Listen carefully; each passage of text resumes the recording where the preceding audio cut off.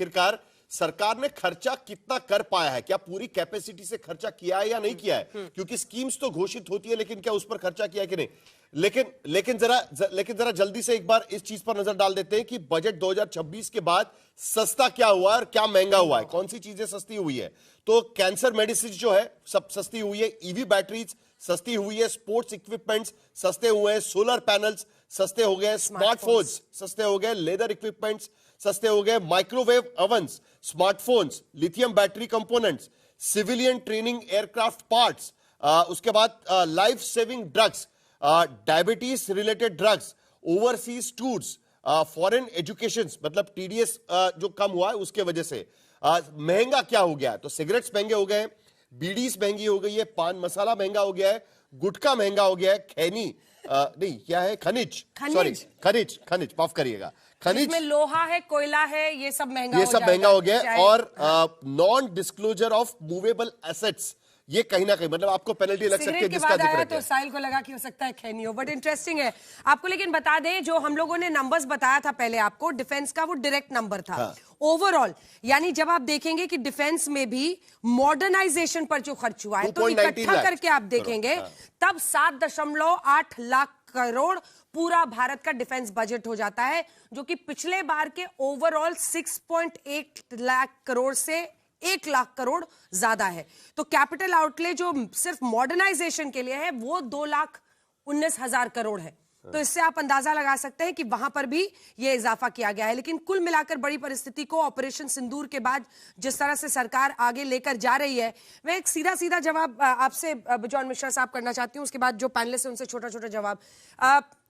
देखिए डायरेक्ट तरीके से अगर हम देखें तो फिर तो मुश्किल है, लेकिन टैक्स में ही अगर आप ओवरसीज में यानी भारत के बाहर विदेशों में पैसा रखे थे छुपा के या एसेट रखे थे, तो आपके पास है कि आप 30% का उसका पेनल्टी देके और लीगल एक्शन से बच सकते हैं। डीक्रिमिनलाइज इसको करना आपकी नजर में पॉजिटिव है टू सम एक्सटेंट? हाँ, डीक्रिमिनलाइजेशन लाना चाहिए वहां पर जहां पर बहुत कोई डैमेजिंग विषय नहीं हो। हाँ, जहां पर आप लोगों को एक आसान तरीके से पिनलाइजेशन से बचा सकते हो। तो केडिया जी, क्या एक सेकंड आप ही इसी से रिलेटेड है, क्या जो वॉलंटरी डिस्क्लोजर ऑफ इनकम जो एक स्कीम लेकर आए थे पी चिदम्बरम, उसकी सफलता उस तरह की तो नहीं हुई थी जो सोचा जा रहा था कि इसके बाद लोग आएंगे सामने और एक बड़ा टैक्स का हिस्सा देंगे, या फिर आप मानते हैं कि उस वक्त बहुत सफल हुआ था और ये भी उसी राह पर चल सकता है?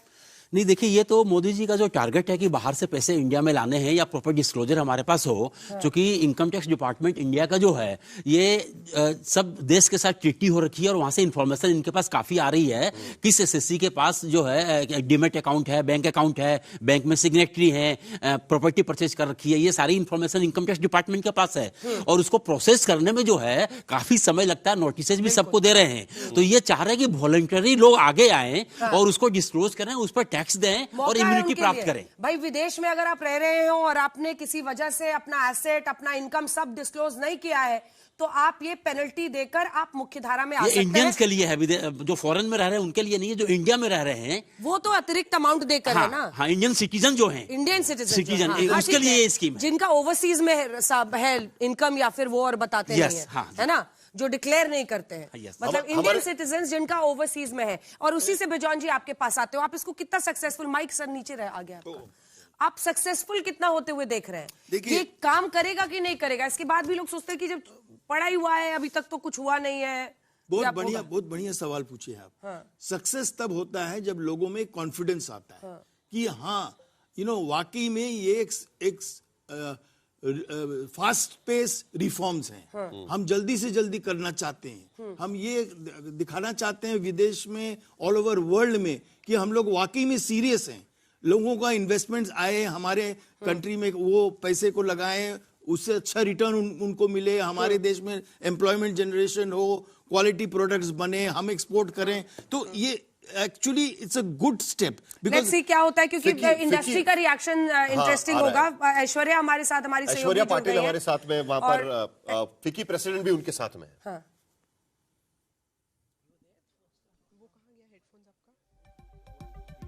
इन्हीं वजह से उनकी आवाज नहीं आ रही है। जल्दी से महाजन जी आपसे एक रिएक्शन और आपसे समृद्धि, जो अनाउंसमेंट्स है उसमें आप पॉजिटिव बिजनेस के लिए समृद्धि आप क्या देख रहे हैं, क्योंकि यंग एंटरप्रेन्योर्स जो काम करना चाहते हैं, जो कुछ अपना स्टार्टअप करना चाहते हैं, उनकी नजर से क्या अच्छा है?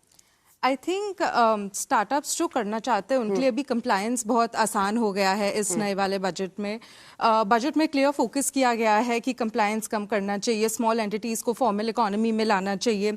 डिजिटल प्लेटफॉर्म्स जो हमारे अभी आ रहे हैं स्टार्टअप्स में, आई थिंक उनके लिए ये काफ़ी अच्छी चीज़ हुई है।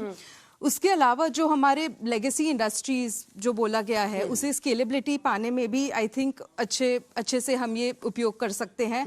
आर्टिसंस जो हमारे भारत में है ऑल अक्रॉस, चाहे वो मंदिर रिलेटेड आर्टिसंस हो चाहे लोकल आर्टिसंस हो, उन्हें भी टेक्नोलॉजी यूज करके डायरेक्ट बायर्स से इंटरेक्शन मिल सकता है विदाउट एनी मिडल मैन।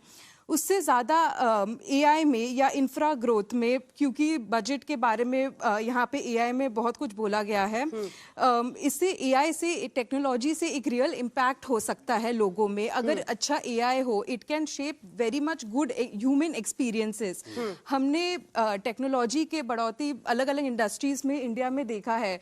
अगर फेथ टेक को एक इकोनॉमी लिया जाए, डिजिटलाइजेशन, भारत को डिजिटल भारत का जो अभियान है जो हमारे प्रधानमंत्री जी करते हैं, उसी को ही हमें एक ईश्वर के माध्यम से आगे ले जाना है ताकि सारे मंदिर, सब इकोसिस्टम एक जगह पे रहे, सैंक्टिफाइड रहे।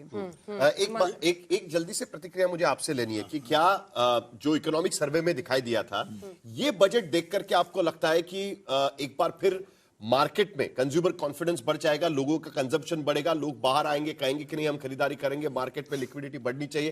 क्या ये हो पाएगा कि एक कॉन्फिडेंस देता है कि नहीं देता है? पहले ही स्माइल करके बताएं।